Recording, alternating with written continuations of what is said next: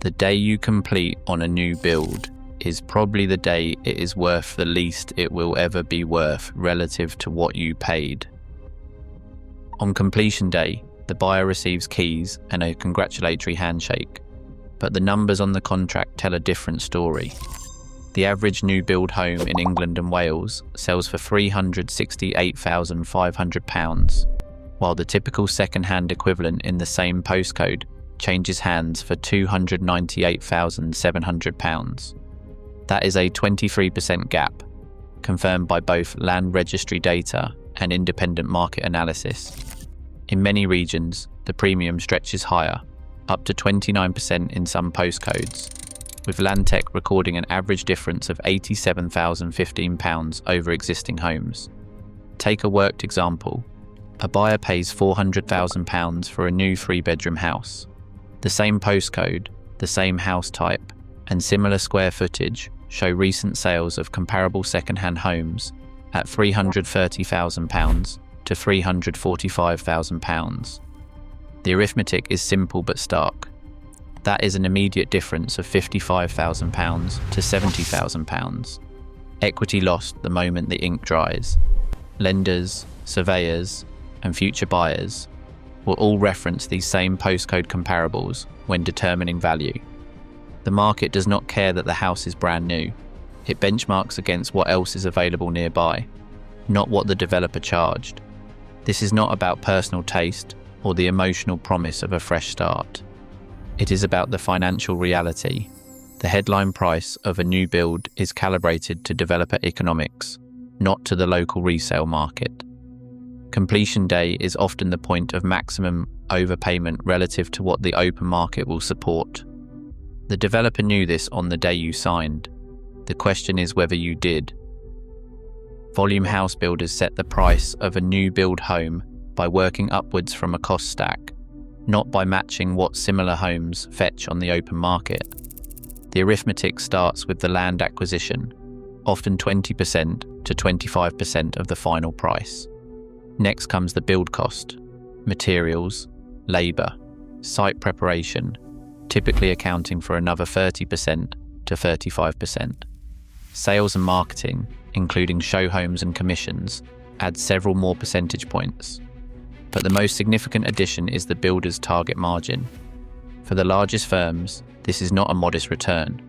Persimmon's annual reports show an operating margin averaging 25% over 5 years, with peaks above 30% in 2018 and 2021. Even in a cooling market, the 2024 figure was 14.1%, still far above the broader construction sector, where net margins hover around 4%. This margin is not a bonus tacked on at the end. It is engineered into the asking price from the start. Developers use internal models to ensure the finished home will return their target profit, regardless of what comparable second-hand homes are selling for nearby. The buyer's price is the point at which all these costs and the margin are captured. Only when the property is resold does the true market test occur, often revealing that the original premium was set by developer economics, not by what the open market will pay. This is how the premium is locked in at the first transaction, and why it so often evaporates when the home enters the resale market. Developer incentives are a central part of how new build prices are engineered and recorded. Stamp duty contributions, for example, are often presented as a generous offer. A buyer might see a £15,000 stamp duty bill wiped out by the developer, but in reality, this cost is simply absorbed into the headline sale price. The Land Registry records the transaction at the full amount, not the net cost to the buyer. This preserves the official price level, which will later be used as a comparable for future sales on the same site, even though the effective value transferred was lower. Cashback and legal fee contributions follow the same pattern. These incentives appear attractive, but their main function is to support the developer's price point. A £10,000 cashback or a paid legal bill is not a discount off the list price. It is a marketing tool that keeps the recorded price high, while quietly reducing the buyer's net outlay. The arithmetic is clear. the buyer pays the full amount, but receives a portion back in cash or services, leaving the market with an inflated paper record of the transaction. Part exchange schemes add another layer. Here, the developer buys the buyer's old home, often at a valuation below what it might fetch on the open market. The new build sale goes through at the full asking price, but the developer's net exposure is softened by the lower purchase of the old property. This structure allows the builder to maintain a strong headline price, while the buyer sees only the immediate benefit of a guaranteed sale. For the next buyer, these incentives are invisible. The Land Registry shows a robust price history, but the underlying economics have been altered. When it comes time to resell, the original buyer is benchmarked against a price that was propped up by incentives, not by true market demand. Many buyers believe they have negotiated a better deal, but in most cases, they have simply absorbed the structure of the transaction as designed by the developer. Recurring charges begin to surface soon after the keys change hands. On many new estates, even freehold owners face an annual estate rent charge, an amount set by the management company to cover the upkeep of communal spaces, roads, and landscaping. These charges are not fixed. A common example is a fee that starts at £200 per year, only to rise to £500 within a few years, outpacing inflation and rarely subject to meaningful negotiation. Leasehold flats face their own version, service charges that can reach £1,800 per year, plus ground rent, though recent reforms have capped the latter at £250 for new contracts. The financial impact goes beyond the outflow itself. Lenders scrutinise these charges when considering mortgage applications, treating them as a risk factor that could limit resale prospects. If a property carries an onerous rent charge or an unpredictable service fee, some lenders will refuse to lend, while others may reduce the loan-to-value ratio or demand additional legal protections. The 2024 Leasehold and Freehold Reform Act introduced new rights to challenge unreasonable charges, but the underlying structure remains: a recurring cost that is difficult to escape and can increase without direct input from homeowners. The effect is a smaller pool of mortgage-eligible buyers when the time comes to sell. If several major lenders withdraw from a particular development, demand softens. Properties with high or rising estate charges often sit on the market longer and achieve lower prices, as buyers and their solicitors factor in the future burden. Even a well-kept home can lose liquidity if the annual costs are seen as excessive or poorly controlled. These recurring charges, often overlooked at purchase, become a structural drag on both equity and demand, shaping the practical resale value in ways that few buyers anticipate. Land Registry records provide a neutral account of what happens when a new build home is first resold. The numbers are clear. The premium attached at purchase does not reliably survive the first ownership cycle.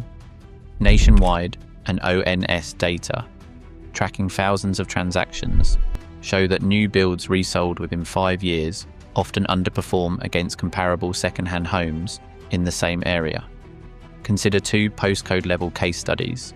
In one London postcode, a flat bought new for £475,000 in late 2020 appeared in the Land Registry resale file in spring 2024 at £440,000, a nominal drop of £35,000 over just 3.5 years.